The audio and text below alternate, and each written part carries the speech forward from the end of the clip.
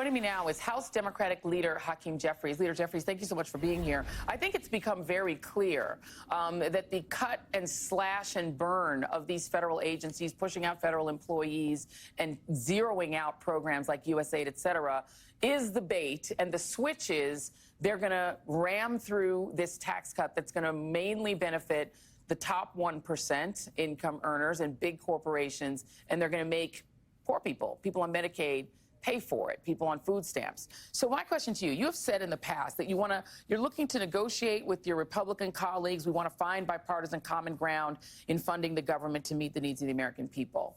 Does that mean a single Democrat, or you will allow any in your caucus to vote for this budget? Well, it's great to be with you, Joy. We got two things going on at the same time. There's the funding of the federal government, and that is approaching a March 14th deadline. And traditionally, the appropriators, House Democrats, House Republicans, Senate Democrats, and Senate Republicans sit down and try to find common ground on an agreement that meets the needs of the American people in terms of their health, their safety, their national security, and their economic well-being in the context of funding the federal government's operations.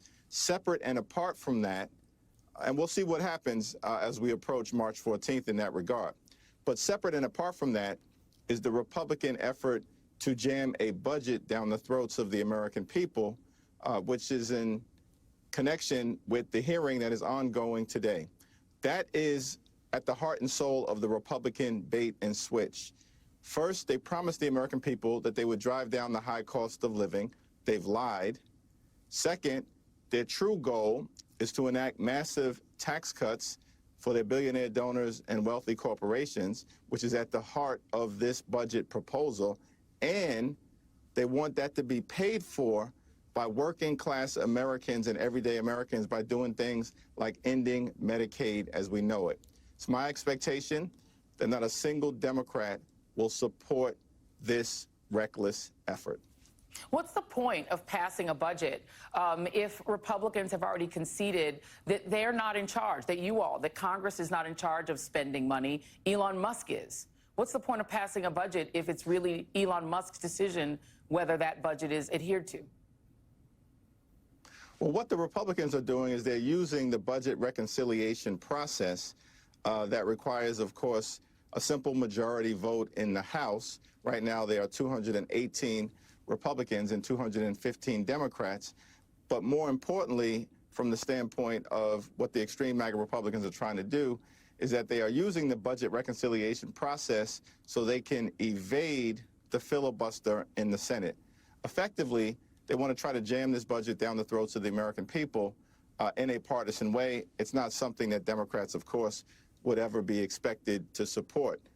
But the key point in the House, given the closeness of the margins, is that to stop any of this bad stuff from happening, it only takes 3 House Republicans to do the right thing on behalf of the people that they represent, to stand up for children and seniors and people with disabilities and veterans who will be hurt badly by this Republican budget proposal. But we've seen, Leader Jeffries, that there aren't 3. There aren't any. If Donald Trump announced tomorrow that he was selling the United States to Vladimir Putin personally and that we will now be owned by the Kremlin, every single Republican would say, yes, sir, and vote for it. We already have seen their behavior. We've stopped, I think most of us have stopped expecting any different behavior from them. So the question to me is the leverage that Democrats have at this point is coming up in March, and Republicans have never been shy about using the debt limit to hold Democrats hostage. You all now are the ones in a position to do that, to essentially attempt to prevent the debt limit from being raised by withholding any support, any help, any assistance. Are you prepared to use that leverage and say, if you all want to shut the government down, do it by yourselves? Well, Republicans have the responsibility to fund the government. That's clear as it approaches the March 14th deadline. With respect to the debt ceiling, we already rejected a Republican effort in late December to try to give Donald Trump a $4 trillion blank check by suspending the debt ceiling for either 2 to 4 years so he could enact the GOP tax scam. Democrats are on record rejecting that. We did it in December. Now, with respect to when we will actually hit the debt ceiling, that is likely to come at some point as early as June 1st. It could come as late as August 1st. So that's an issue that we'll have to tackle in a couple of months. Are you willing to help them raise the debt limit at all? Why not just say no? We've already said no, Joy. Okay, that's good to hear. That's good to hear. There is some reporting, Axios reported, that the leadership, including yourself, have taken some annoyance at groups like Indivisible and other activist groups who have organized protests that have also resulted in a lot of phone calls into Democratic Party offices. Why would that annoy Democratic leadership? It does feel like the energy that you're seeing at the town halls for Democratic and when Republicans do bother to talk to their constituents is real and it's genuine. Why would that annoy leadership? It doesn't annoy leadership. I think that we've been very clear. In fact, we work regularly with advocacy groups to make sure that we are in lockstep as it relates to pushing back against the extremism that's being unleashed against the American people. That was, as I understand it, a report that was filled with anonymous sources. Not a single House Democratic leader, myself included, is on record making that observation, because nothing can be further from the truth. At the end of the day, our view is that it's an all-hands-on-deck effort. We need everybody.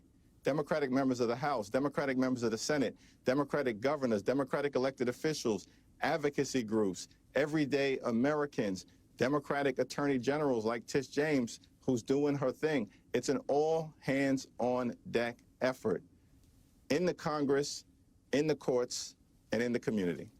You mentioned Attorney General James, New York Attorney General Tish James. She is now being sued. There is a lawsuit that's been filed by the Justice Department naming her specifically. What do you make of the tactics of the Department of Justice? Pam Bondi pretended during her nomination hearings that there would be no weaponization of the Justice Department, but now we have this happening, and also we have several resignations, and including some pretty conservative members of the Eastern District of New York, because they refuse to drop the prosecution of Eric Adams. And also this question of trying to sue New York over immigration. What do you make of the Justice Department's actions toward New York?